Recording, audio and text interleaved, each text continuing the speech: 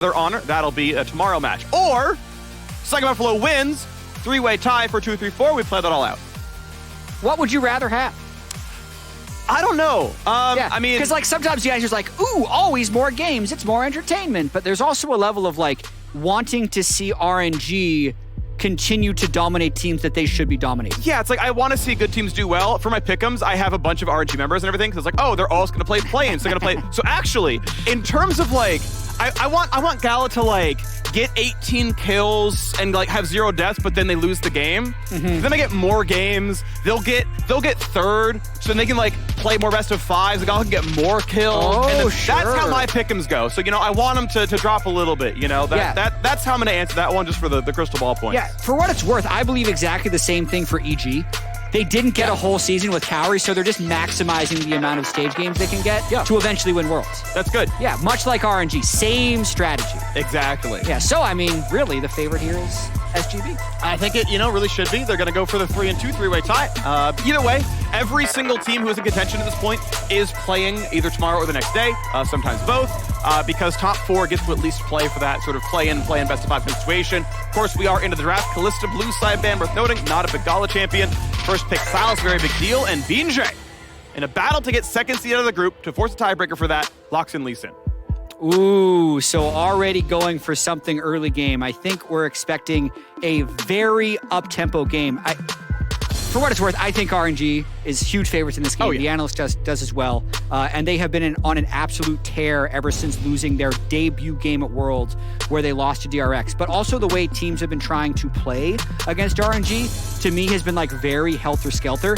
They're just taking these unimaginably large early game risks because it just feels like that's the only way they have a chance. I think teams have actually been trying a little too hard to beat them early game and giving themselves no chances. So I hope Saigon Buffalo at least has a standard game plan going in.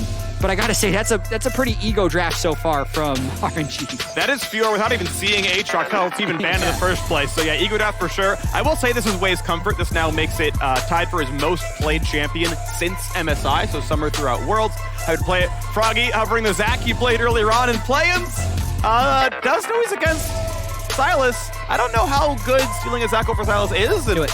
That's going to be locked in. So the second Zach mid-game with Lee Sin jungle and Aphelios into the bot lane for Shogun. Dude, I love seeing Zach mid. Yeah. Also, as a preview for the rest of the tournament, Caps has like 30 games of Zach mid as well on his solo Q account. So it's not going to be, I don't think this is the last we're going to see of Zach mid. I do think it's an acquired taste. You basically lose lane a lot, but your gank setup is really good, and then your team fighting is just really dynamic, as any Zach is. Like, you just have to bridge the early game, and his mid-late is super bonkers strong. Yeah. It's also had one of the highest mid-lane win rates for, like, close to 3 years. It's just so, let's say, difficult to persuade a mid laner to put a bunch of games on a Zach mid. But now that it's been on the world stage, maybe this is the outbreak. If you beat Xiaohu, everyone's like, all right, we're loading it up. Yeah. Because do you remember post-Worlds 2017, I think, when MF Ashe came out from Rocks Tigers? And it's just like, every solo game was MF support for like 6 months straight. And it finally fell off, but like every game is like, this is a counter to Zyra? No, every game MF support. And that's like a 30% win rate because it's a counter pick only. So Zach mid comes through if it wins here.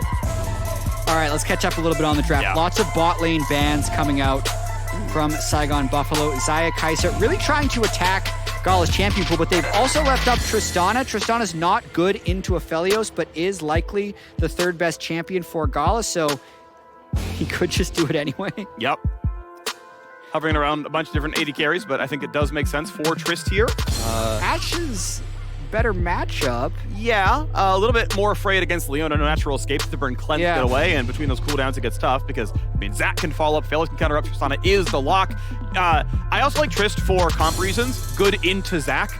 If he's eating over the wall, if he's in fog, you can't ult in time, but like, you can still get the ult at some point and knock him out of his own ultimate. And he's just like bouncing around out of range, whatever. Ming on Rel makes a lot of sense. Nautilus not the big one that he plays, but Engage Tank definitely a likely option for him. And we're waiting for the very end to see what the counter to Fiora is. Now, Zach, I want to point out, is actually a good top laner as well. Shen support coming through as extra defense. So the top is solid, actually has decent damage overall. Also very good at following in a Vi-Die. So if Wei's like, we're winning top lane over here, Ming just kind of shows up, they get a 3v1 out of nowhere. Lilia is the Fiora answer. Lilia is so good in a lot of these melee matchups. Now Fiora does have some innate dashes. Like, you know, if you're like walking at people, it really sucks against Lilia, but Fiora does have some agency here. But Lilia, I'm a huge fan of. They've got a lot of match damage as comp. I mean, Lilia and Zach both run demonic probably in this game. Pretty good CC, pretty good AoE. If Psycho will get ahead, this comp is very good. Yeah, I love the creativity. I also love the conversation that happened on Twitter after last game where everyone's like, man, jungle is so weak. Like, Elyoya deserve better than that. I mean, Saigon Buffalo just decided to play 3 junglers. It's just 2 of them have now decided to go in the solo lane. So maybe that confirms jungle is weak, that you're just playing jungle champions in lanes so you can get farm. But I love it. Double melee with Lee Sin, whether or not kind of the player's skill overcomes the bans, but if they have a third player. Flash, that was beautiful. Shogun is gonna die. First blood, literally perfect from Ming as the buy comes over as well, and Gala is 400 gold richer. That was so good. That was literally perfect. Yeah, and also perfect timing with Wei arriving. They're gonna be able to at least push him off the minions, definitely chunk him back to base. Second jump.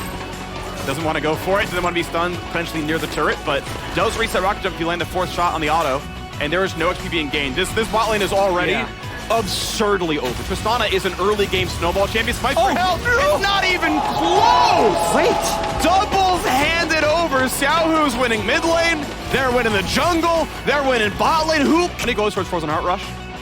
Yeah, so BJ comes through at very low health.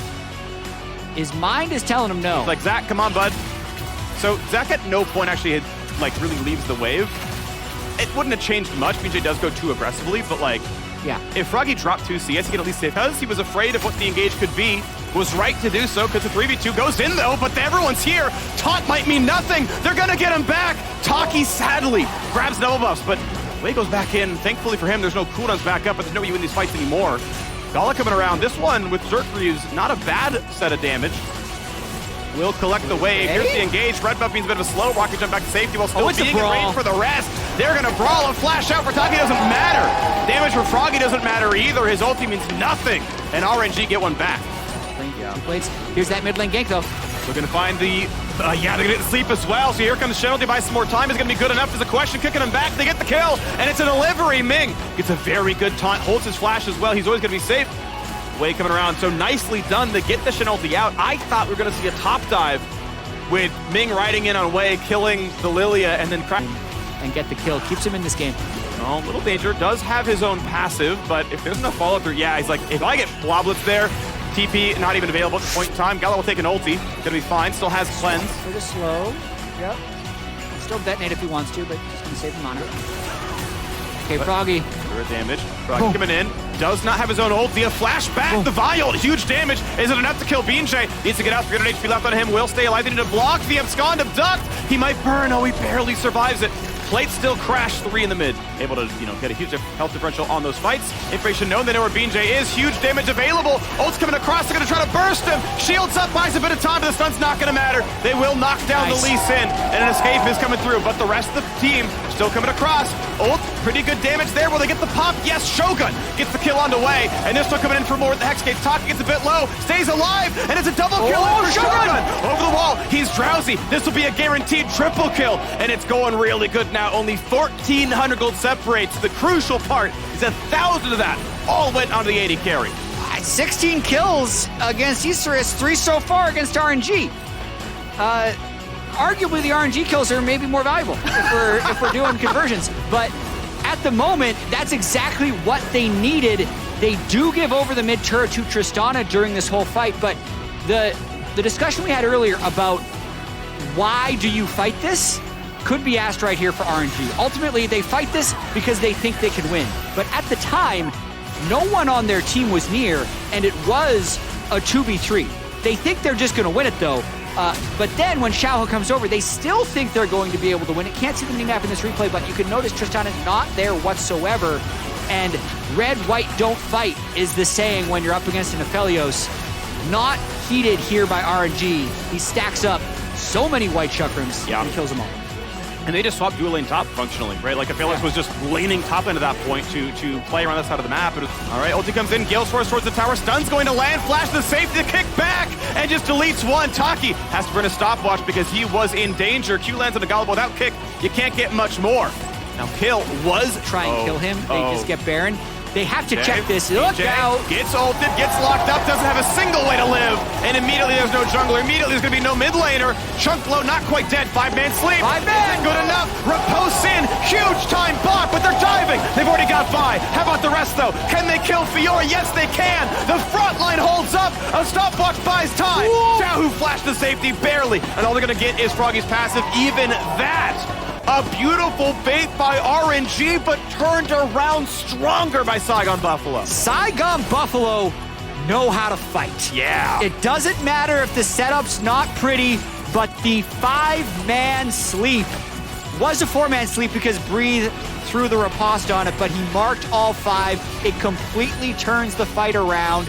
Shogun buys enough time with his stopwatch. They stop the dragon, completely worth the inhibitor sacrifice to buy themselves more time in this game. And using your 400 gold per minute benchmark, Freak, there's now 1,600 gold on Shogun, so he will have IE by the time the next fight happens.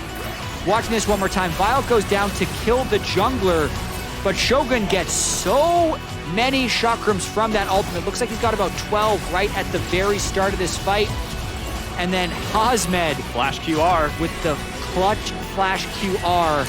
And then I believe Taki flashes to chain the stun onto Wei and allows them to take the back end of the fight.